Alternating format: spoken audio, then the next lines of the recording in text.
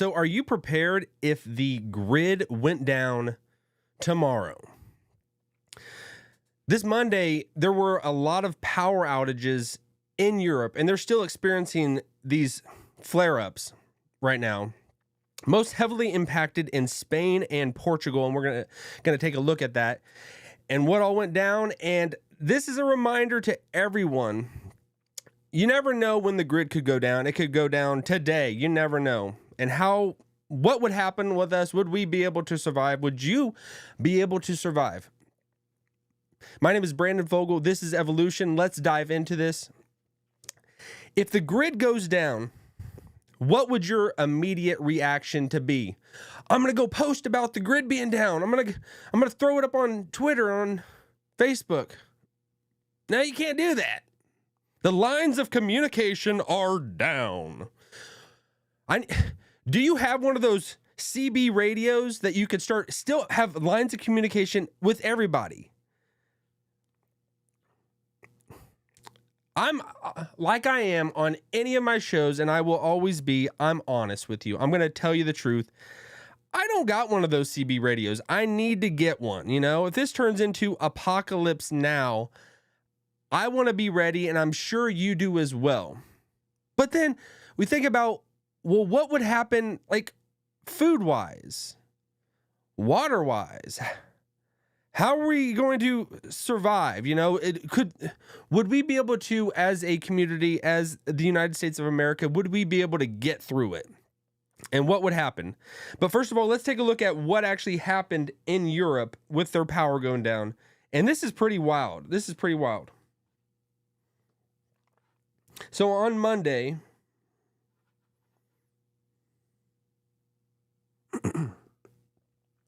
says power is back on in Spain and Portugal, but question remains about Monday's blackout. Says electricity is pulsing through Spain and Portugal again after a massive outage knocked out power in both countries on Monday. So two are questions. It remains unclear what caused the sudden and staggering blackout, which plunged tens of millions of people into darkness and paralyzed life on the Iberian Peninsula. Authorities are investigating whether a freak event, a cyber attack, or some other cause is to blame, while airports and train stations are catching up with a huge backlog.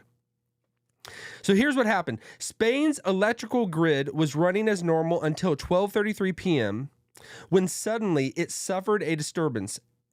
Eduardo Prieto, the director of services for the grid operator Red Eléctrica, said the grid recovered after the first shock, but a second disconnection 1.5 seconds later caused a degrading of operating variables of the system, leading to a massive generation disconnection and disconnection on the connection lines with France.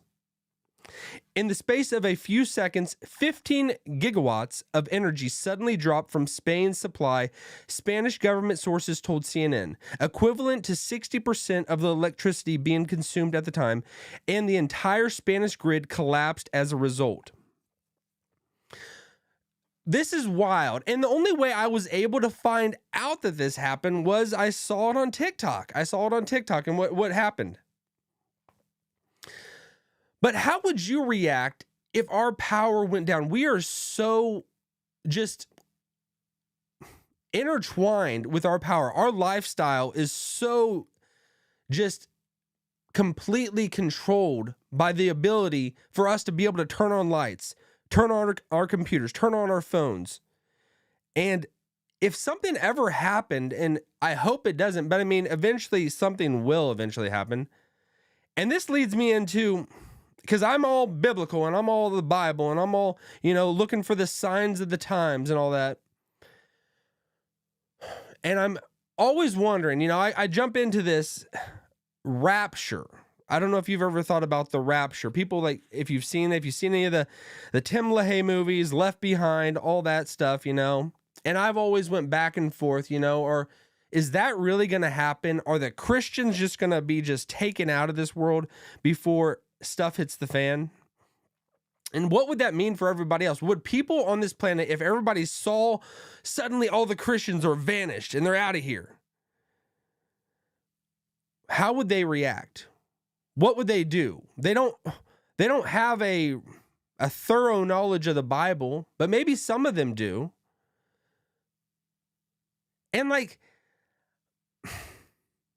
so I'm thinking near term, like, because the power could go down before something like that happens. To be honest, I've never been on where I think the Christians are just going to vanish and that we're going to be gone. I always thought the Christians will be here when the worst times happen.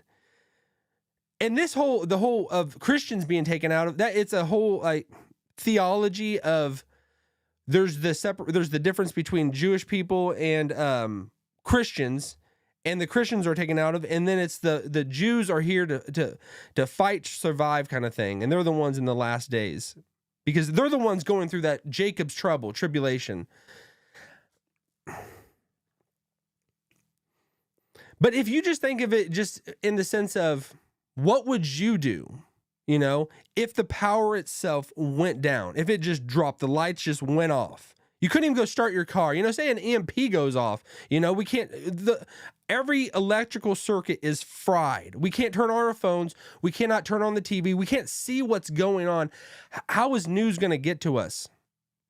In that situation, would you immediately panic, or have you prepared? I have certainly not prepared as much as I should. And there are things that we should do. I think that we need to be able to know how to survive. We need to be able to know how to make a fire. We need to be able to know how to keep food from spoiling. And that goes into like canning. If you've ever heard of canning, and the foods that you grow, can you get enough to keep so that it lasts for days and days? If you've seen, there's always these people that promote supply kits, the food kits that can last for a long time. And that might be the best thing you could do, preparing for if anything were to happen, because if the grid goes down, it doesn't matter anymore how much you have put into just acquiring as much wealth as you can into your digital bank account or your stocks. They're kaput. They're gone. They don't matter anymore. All that matters is physical assets at that point. The government, what would it do? It would have to immediately initiate martial law. We would be in a state where the government is almost a military force that we run into each day, where we walk around. I'm just trying to think of what it would look like. Say I step outside, I don't have any. There's not really a store anymore. I think we would get all tribal. We would get tribal, and everybody would start having to, rebuild, stores and commerce in some way. What you would physically have on hand, cash, would be at that point, because that's what the people in Europe were experiencing. When they lost power, they couldn't use their phones anymore to buy things. They had to. It was whatever physically they had on them, physical currency. So that is also a very good thing to do, to store up at least some of that if you can. Not have it all tucked away in the bank.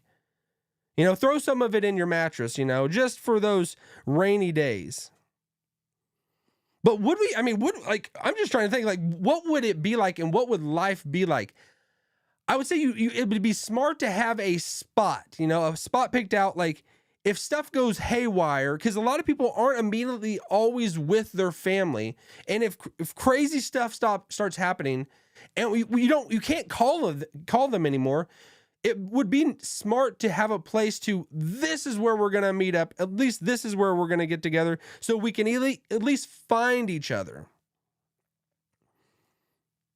But I think, the United States, there are good people in the United States that we could come together, that we could come together and try to work things out, but some people it could turn into the Book of Eli. Eventually it could turn, and it probably wouldn't take long for some people to do that, so it might be smart as well to stock up on some guns and ammo. Not to go out there just to to do anything wrong, but for defense. So there's a lot to it. There's a lot of things, and I'm just trying to think, how would I react if something like that happened? What would my gut instinct, what would my first inclination be? Because, I mean, the whole timetable and timeline of when Jesus is going to come back, because he's going to come back eventually. Are Christians going to be here to see it? Are we going to be on the front lines? Are we going to be here? Or are we going to be taken out of here? And then in between now and then, because, I mean, it does seem like things are just getting like crazy heated up and going in an apocalyptic direction. Like at any moment, and the only thing that is ever restraining it is God's grace. If God removed his hand, there are so many, at any moment, these countries out there would want to just unleash nuclear weapons at any moment. They would. And the only thing that I would say that is ever holding their hand back, and it starts in their heart, God is restraining their heart. You know, but if he were to remove his hand and let guys just be guys and just do whatever their heart wanted, we saw flare-ups of that happen with Hitler. When he tried to take over the world, and I'm sure there are a lot of other crazy communist dictators that are out there that would love to do the same thing. And if they have their hand constantly over nuclear buttons, you know. But as Trump says, he says to the North Korean leader, he says, but my red button actually works. I mean, hopefully we never see a nuclear war, but it is always a possibility. But it's not even that. This is nuclear, anything did not happen. This is just the grid going down, power going down. How would we react? And we would not know, is it going to be off for a day, a week, a month, years? Are we ever going to see power again? Are we going to have to build it again? I wouldn't know how to turn on a light bulb. I don't know how to turn on a light bulb. I don't know how to make a light bulb. I don't know how these things work. And there's so many people.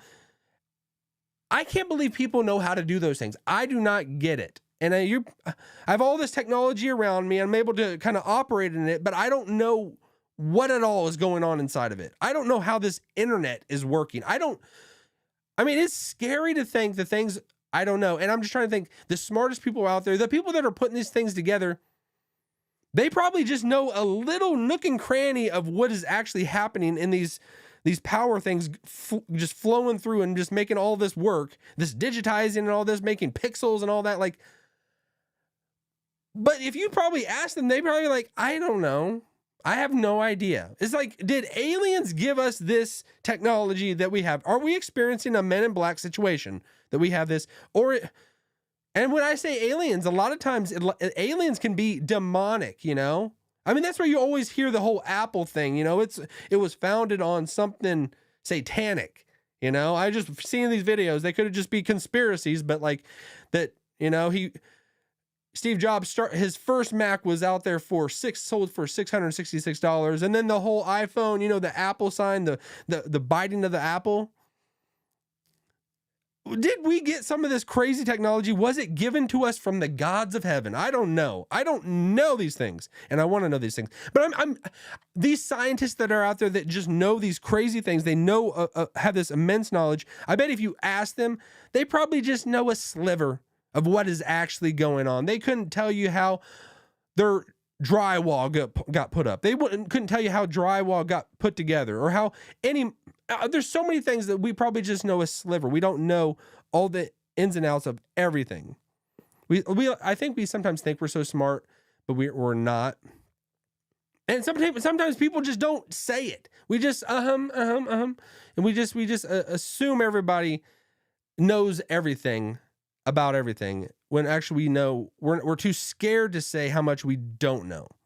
So if the grid goes down, how are you going to react?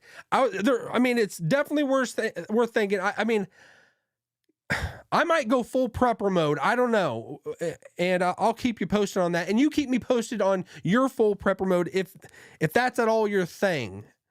Because it's not everybody's thing. So, all right. If you like this video, Make sure you smash that like button. Subscribe to this channel. My name is Brandon Fogel. I do this every day at 7 a.m. Central Time. So have a great day, everyone. I could see the cracks falling